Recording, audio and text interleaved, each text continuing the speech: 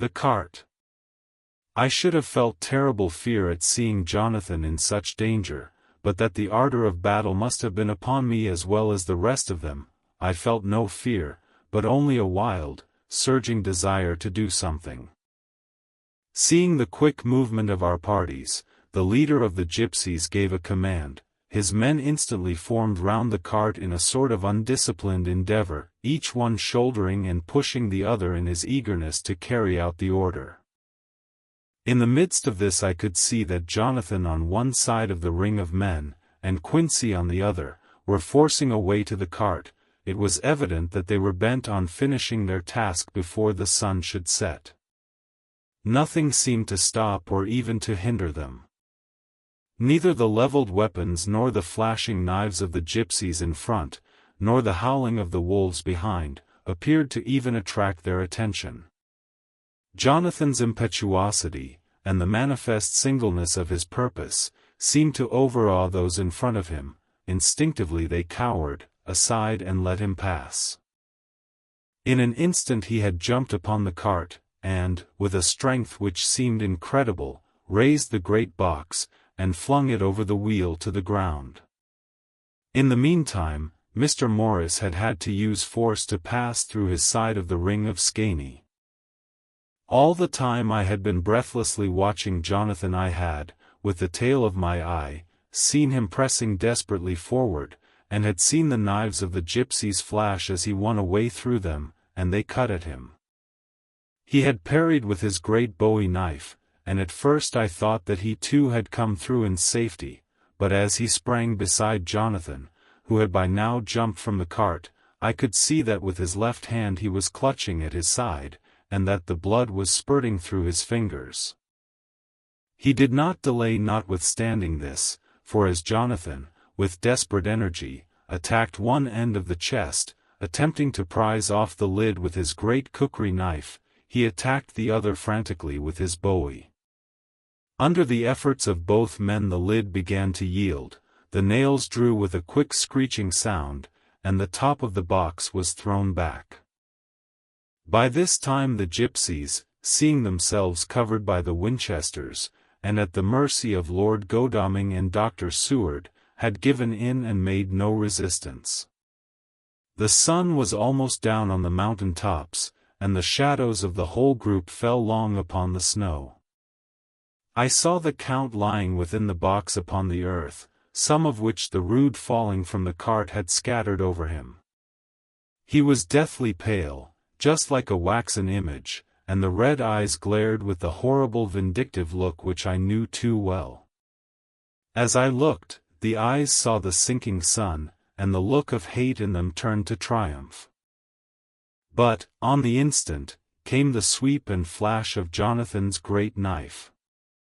I shrieked as I saw it shear through the throat, whilst at the same moment Mr. Morris's Bowie knife plunged into the heart.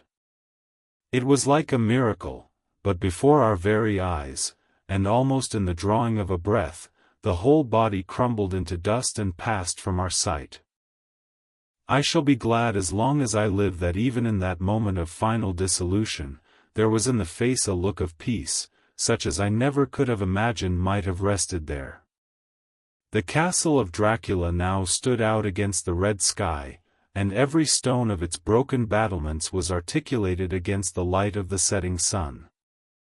The gypsies, taking us as in some way the cause of the extraordinary disappearance of the dead man, turned, without a word, and rode away as if for their lives. Those who were unmounted jumped upon the lighter wagon and shouted to the horsemen not to desert them. The wolves, which had withdrawn to a safe distance, followed in their wake, leaving us alone. Mr. Morris, who had sunk to the ground, leaned on his elbow, holding his hand pressed to his side, the blood still gushed through his fingers. I flew to him, for the holy circle did not now keep me back, so did the two doctors. Jonathan knelt behind him and the wounded man laid back his head on his shoulder. With a sigh he took, with a feeble effort, my hand in that of his own which was unstained. He must have seen the anguish of my heart in my face, for he smiled at me and said, "I am only too happy to have been of any service." "Oh, God," he cried suddenly, struggling up to a sitting posture and pointing to me, "it was worth for this to die. Look! Look!" The sun was now right down upon the mountain top, and the red gleams fell upon my face, so that it was bathed in rosy light. With one impulse the men sank on their knees, and a deep and earnest "Amen" broke from all as their eyes followed the pointing of his finger. The dying man spoke, "Now God be thanked that all has not been in vain. See! The snow is not more stainless than her forehead. The curse has passed away." And, to our bitter grief, with a smile and in silence, he died, a gallant gentleman. Note 7 years ago we all went through the flames, and the happiness of some of us since then is, we think, well worth the pain we endured.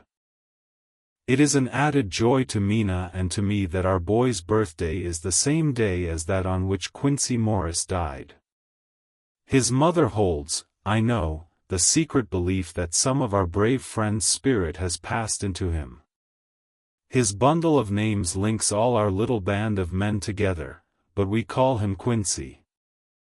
In the summer of this year we made a journey to Transylvania, and went over the old ground which was, and is, to us so full of vivid and terrible memories. It was almost impossible to believe that the things which we had seen with our own eyes and heard with our own ears were living truths. Every trace of all that had been was blotted out. The castle stood as before, reared high above a waste of desolation. When we got home we were talking of the old time which we could all look back on without despair, for Godalming and Seward are both happily married. I took the papers from the safe where they had been ever since our return so long ago. We were struck with the fact, that in all the mass of material of which the record is composed, there is hardly one authentic document, nothing but a mass of typewriting, except the later notebooks of Mina and Seward and myself, and Van Helsing's memorandum. We could hardly ask any one, even did we wish to accept these as proofs of so wild a story. Van Helsing summed it all up as he said, "With our boy on his knee, we want no proofs, we ask none to believe us. This boy will some day know what a brave and gallant woman his mother is. Already he knows her sweetness and loving care, later on he will understand how some men so loved her, that they did dare much for her sake." Jonathan Harker. The End. There's more to follow. More stories of the sort you like, more, probably, by the author of this one, more than 500 titles all told by writers of worldwide reputation, in the author's alphabetical list which you will find on the reverse side of the wrapper of this book. Look it over before you lay it aside. There are books here you are sure to want some, possibly, that you have always wanted. It is a selected list, every book in it has achieved a certain measure of success. The Grosset and Dunlap list is not only the greatest index of good fiction available, it represents in addition a generally accepted standard of value. It will pay you to look on the other side of the wrapper. In case the wrapper is lost, write to the publishers for a complete catalog. Detective stories by J. S. Fletcher may be had wherever books are sold. Ask for Grosset and Dunlap's list. The Secret of the Barbican, The Annexation Society, The Wolves and the Lamb, Green Ink, The King vs. Wargrave, The Lost Amar.